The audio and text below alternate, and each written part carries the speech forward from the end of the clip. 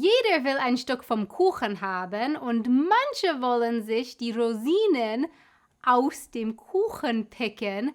Aber die Frage ist, um wie viel Uhr?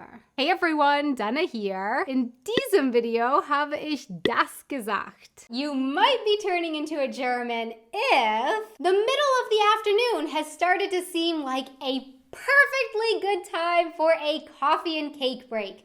Kaffee und Kuchen. Und mein lieber Scholli, wisst ihr was? Ich bin ohne Frage endlich auf die nächste Stufe des Deutschseins aufgestiegen. Nach so vielen Jahren in Deutschland war es schon ziemlich deutsch geworden, das muss ich sagen.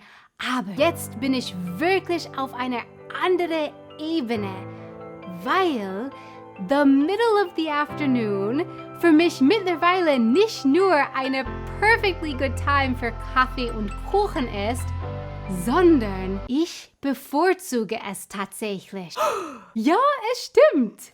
Ja, es stimmt. Es stimmt, Leute.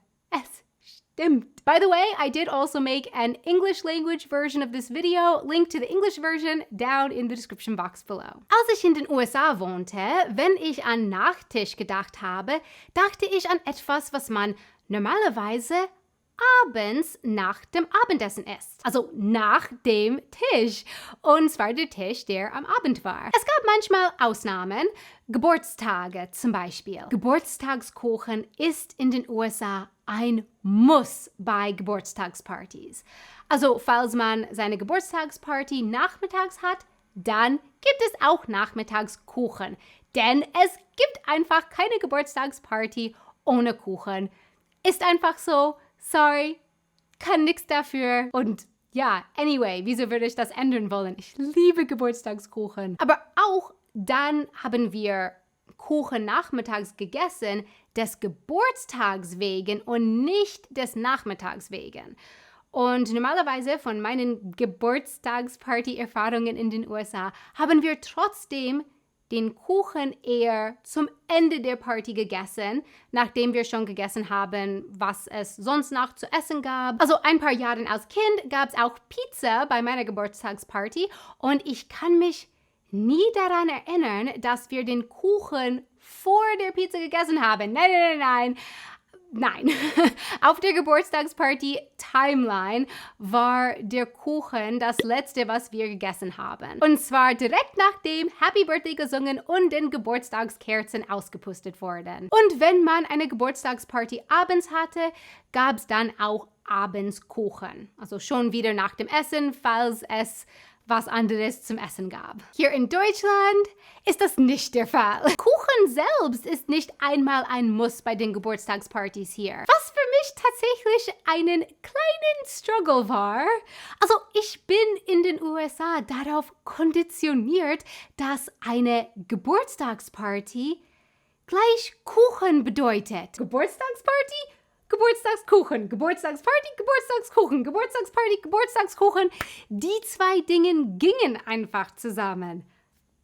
War einfach so. Was bedeutete, dass als ich nach Deutschland gezogen bin, gab es einige Geburtstagspartys, zu denen ich eingeladen war, wo ich wirklich da gesessen habe und gewartet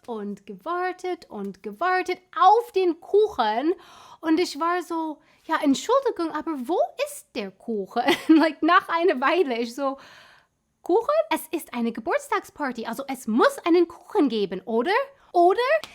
Nein, oft gab es keinen Kuchen. Pustekuchen. Noch einen Kuchenunterschied, und es gab tatsächlich viele, aber noch einen Kuchenunterschied, an den ich mich erstmal gewöhnen musste, war, dass wenn Kuchen generell in Deutschland gegessen wird, passiert das normalerweise mitten am Tag. Und in Deutschland gehen nicht Geburtstagsparty und Kuchen zusammen wie in den USA, sondern Kuchen und Kaffee oder eher Kaffee und Kuchen. Frage, auf einer Skala von 1 bis 10, wie komisch hört es sich für euch an, wenn ich Kuchen und Kaffee sage, anstatt Kaffee und Kuchen? Sagt mir in den Kommentaren. Also ja, in Deutschland ist Kaffee und Kuchen normalerweise nachmittags.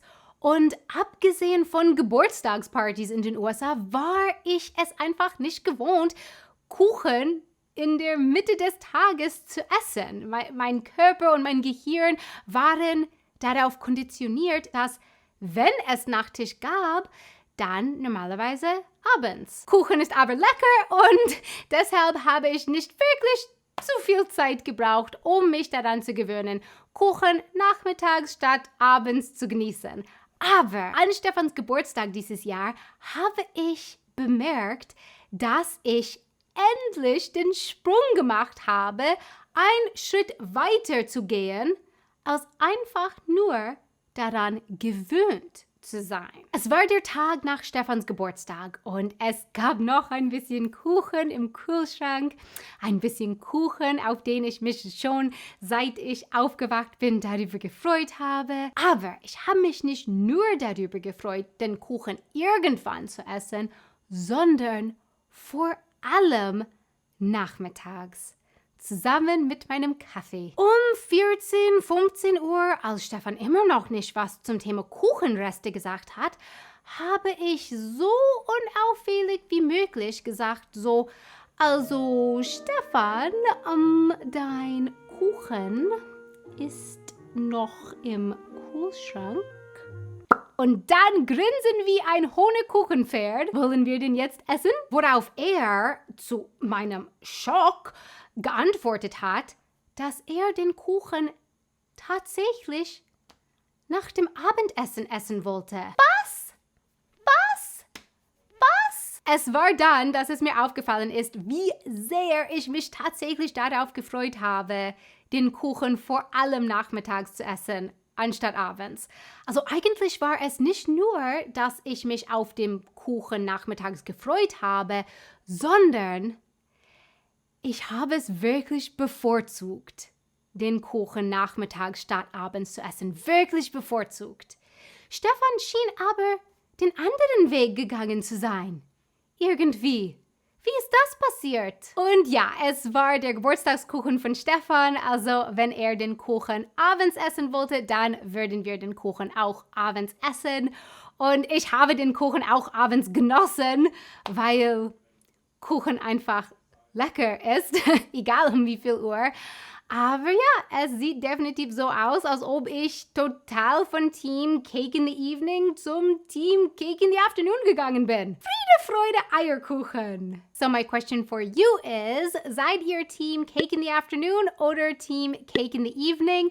Und bevor ich dieses Video gedreht habe, habe ich euch auf Instagram nach Kuchen-Redewendungen auf Deutsch gefragt und ihr habt mich auf viele interessante Redewendungen aufmerksam gemacht. Also Dankeschön. Habe ich die Kuchen-Redewendungen, die ich in diesem Video benutzt habe, richtig verwendet? Please let me know in the comments below. Vielen lieben Dank fürs Zuschauen. Ich habe auch eine englische Version dieses Videos gemacht. Link to the English version of the video down in the description box below.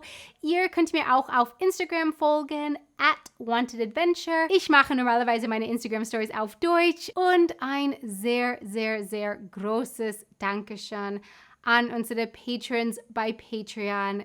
Vielen, vielen, vielen lieben Dank für eure Unterstützung. Thank you so much. Until next time, auf Wiedersehen. Abgesehen von Geburtstagspartys in den USA war ich es einfach nicht gewohnt, Kuchen in der Mitte des Tages zu essen. Also mein Körper und mein Gehirn waren darauf konditioniert, dass, wenn es Nachmittag, das ist nachmittags plus Nachtisch, Nachmittag.